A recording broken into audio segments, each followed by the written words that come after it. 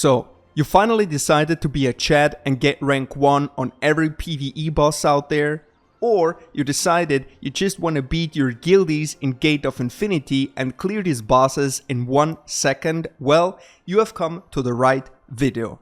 In this video, I'm going to explain you everything you have to know about the new PvE meta class. We don't know yet if it's absolute best in slot. We don't know that yet, but it looks like it is, and that is Staff Wand. It is absolutely unbelievable that this weapon composition does this amount of damage, and if you don't believe me, then just check out how long it took me with only normal Stellarite, no buff food, to clear 3 dummies. That is 3 million damage. Let's go.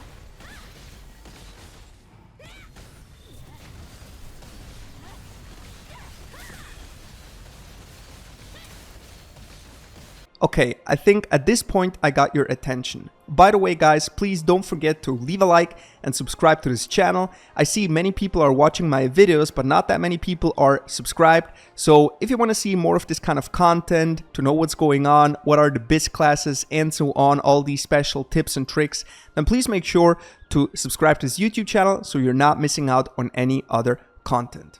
Alright, now let's talk about this real quick. First of all, I want to say the following. In this episode, we're not going over the Gate of Infinity build because the Gate of Infinity build is different. Gate of Infinity is a lot about cheesing. Of course, you need a very high PvE damage, but you can use different runes and you can also do some gimmicks, not exploits or anything, but some interesting gimmicks, which actually makes it very hard to play Gate of Infinity. You cannot just go in there, you have to go below 40% HP and all that kind of jazz. You need some certain procs to pop off to get maximum attack speed and all that kind of stuff. And I don't want to go over that because most of you guys out there don't care about Gate of Infinity. I personally do because it's very nice to min-max this, but this is a completely different story. So don't think you can take your regular bossing PvE build into Gate of Infinity and have the same performance. With the normal bossing build, you can clear Gate in, I would say, 5 up to 10 seconds. With those special builds and with those special gimmicks, you can then go even below that and one-shot the boss. Alright, now let's jump right into the weapon skills and also the skill Specialization. At this point, I have to make clear that I've never been, not in Europe and also not in Korea, a Staff Wand player. I've played some Staff, but without the new mastery levels, but I've never really played Wand. So I even had to swap over my masteries to make this work, because some mastery nodes, they're definitely mandatory, and some of them, well, they just add a little bit more damage on top of that, and I'm definitely ready to grind that out as well, because I want to min-max this class. But what I'm trying to say here is that I'm not really experienced with this class. I've never really played Wand, so I'm not an expert and I cannot tell you all the synergies. But what I can tell you is that I spent hours of testing over the last 3 days in what is best or what should be best, but yet this is probably not min-maxed yet. It is at a very good level right now, but I'm pretty sure there is even 10% more in there with min-maxing everything. Anyway, those are the skills I'm using right here. Some of the passives with even their mastery upgrades, you can replace and you get pretty much the same result. It is the same for gear. So it is up to you to test around, but I can tell you this, if you run this setup right here, that is definitely very comfortable for PvE bossing, and you should have similar results even with worse gear. But we're gonna talk about the gear part later on anyway. So this is what I'm currently using. You can see the skill specialization right here. I don't want to go over all the skills. The wand players, they know exactly what's going on, and for all those people who are not playing wand, well, just use those specializations, but make sure that you also understand more or less what is going on. Where is your main damage coming from? For example, from curse explosion. But of course there is a lot going on to build up all that damage over time to pop that curse explosion. Then also a lot of damage is still coming from meteor, and also obviously from your fire bomb. So these are the specializations. Once again, you should have a very easy time clearing bosses on a very fast pace with this kind of setup. Now let's get into the masteries. First, we're going to talk about the passives. Of course, in here, there's one debatable option, that is the Falling Flower. You could replace that with Dragon Ascent. In theory, that is more damage, but it also drains your mana quite fast. Of course, you can get your mana back with Inner Peace from stuff, which is very comfortable, but if there is no certain boss mechanic, you lose DPS just standing there pumping your mana. Of course, you can combine that with your healer, with Nature's Blessing, but you don't want to burn through 40% of your mana at the start for just a marginal DPS upgrade. If you do testing, if you want to min-max this in a short amount of time, Dragon Ascent is probably better in here, but I personally decided to run Falling Flower over this because my mana management is just way better. Okay, now let's talk about the actual mastery tree in here. It should be quite clear that from wand you need all the DPS nodes. Then on bossing, especially on bossing, not for Gate of Infinity, but on bossing, this one right here, Corrupting Hit, is very important and feels giga broken. The difference on dummy tests or other tests in general is quite significant, so Corrupting Hit, that is definitely needed. What I'm currently running or testing is Eye of Emptiness combined with Light of Devotion.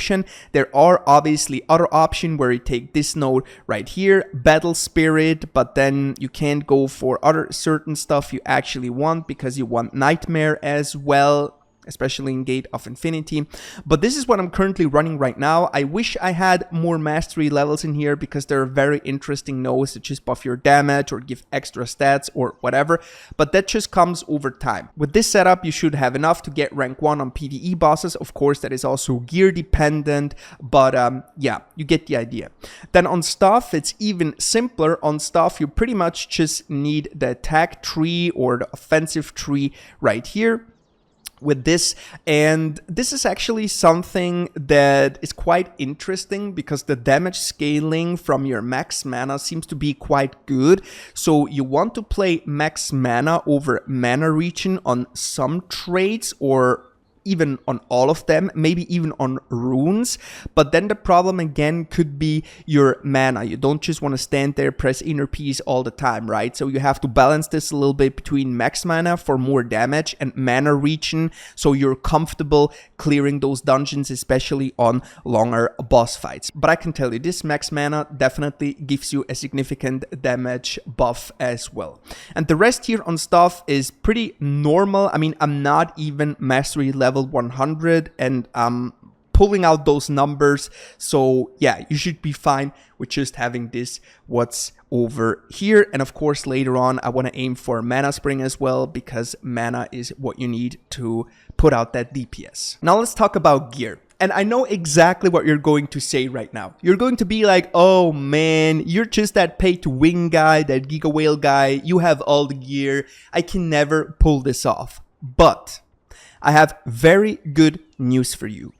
I've not tested different weapons, but Daigon stuff should be easily replaceable. You just get 5% less fire skill damage and obviously 15% less burning damage, but that's not really that of a big deal. Just get a big heavy hitting other stuff. I don't even know what, the Bellandir or whatever. You will find a replacement for Daigon if Daigon is too expensive for you.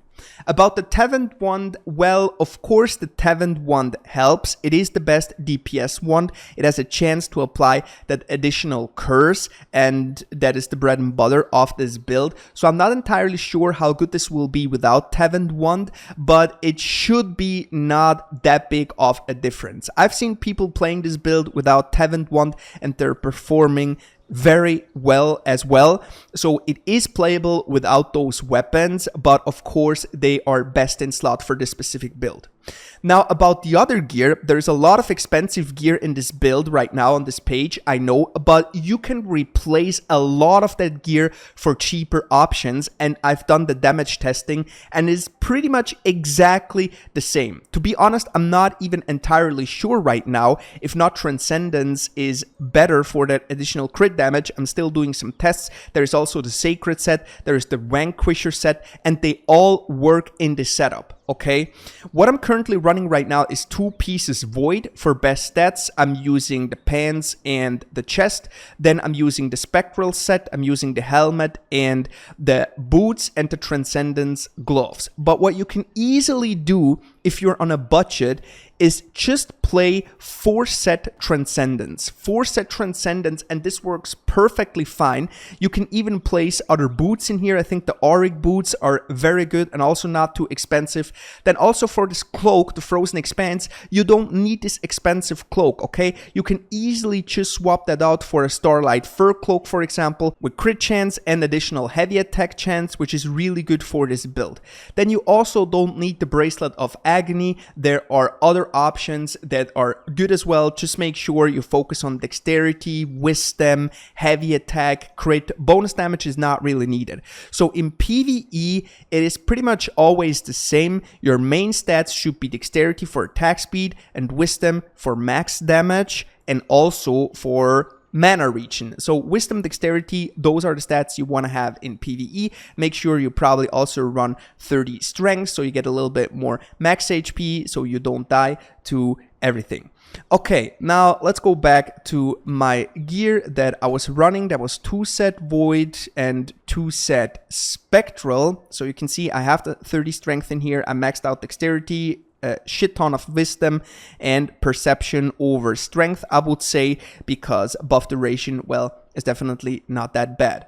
Then for the accessories on my rings, I run the Runed Band of the Black Anvil and I run Ring of Celestial Light. I can tell you this, mana cost efficiency is something you definitely want to stack. So this ring is very nice. It has 6 dexterity, that's a PvE stat. It has attack speed, that's a PvE stat. It has mana cost efficiency, that's a PvE stat. The perception gives some more base damage and buff duration. I mean, I would prefer if that would be wisdom, but yeah, a ring like that does not exist. And then for the belt, I'm using this right here. It gives max mana and mana regen for traits, dexterity, wisdom, top line, additional mana regen, which is actually quite significant, and movement speed, but also here there are other options. But as you can see, some of these items are not that expensive, and those items who are expensive, well, you can easily replace them. And trust me, I'm not just saying that. For example, the cheaper Transcendence set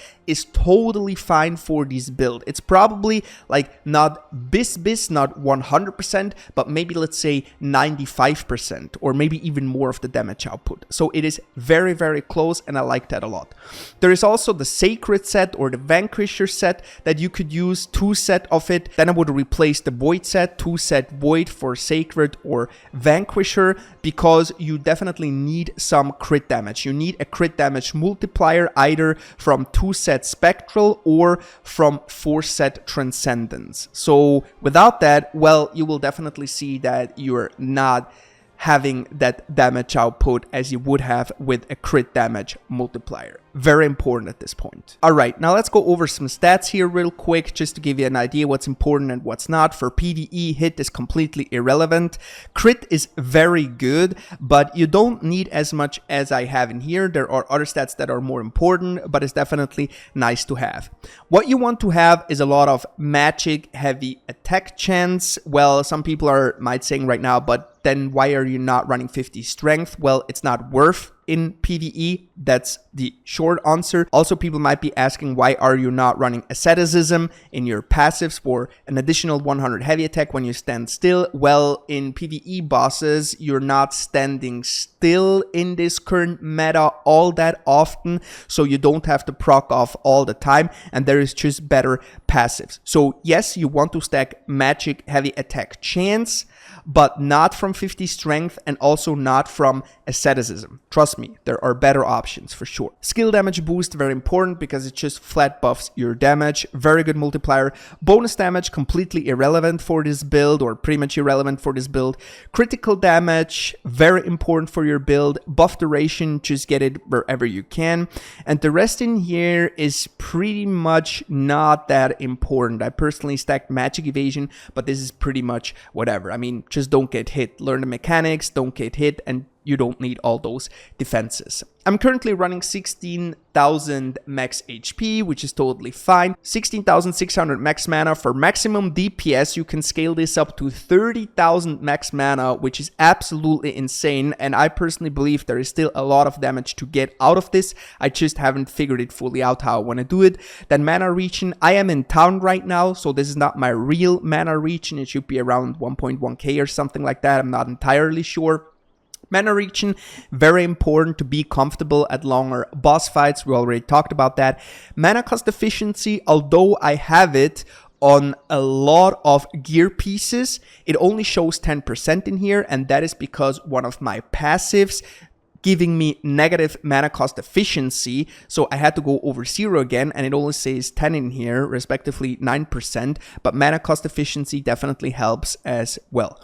Cooldown speed, also a stat that is very good. We still have deadly markers out there, and I want to tell you something right now. I did a lot of testing, insta-casting Fireball or charging it up, and when you have deadly marker, it definitely seems that just tapping Fireball is very good, but when you play without deadly marker, you should probably charge it up. So it's a little bit of a different play style, just a tiny little bit of a different play style when you play with deadly marker or without, or when you get cooldown from other sources, however. Alright, this is it already for this video. Once again, I'm only playing this class for, I would say, 3 days right now, so of course I haven't figured out everything. For those people again who are asking about Gate of Infinity, to be honest, Gate of Infinity is something that you have to figure out your own a little bit. It is also a very interesting process, and yes, I don't want to give away all of my secrets right now. Maybe someday I will tell you how I did this Gate of Infinity time, but let's be real, who cares about Gate of Infinity, right? What's very important is that you get high ranks on those PvE bosses, that you have a nice time with your teammates, playing those dungeons, do a lot of damage, clear those dungeons fast. That's what's important in here. Again, maybe someday I will show you some tips and tricks for Gate as well, but for now, this is it for the video. Thank you guys very much for watching. Please make sure to subscribe to the channel. Don't forget to leave a like and also a comment, and I hopefully see all of you in the next one. Bye bye.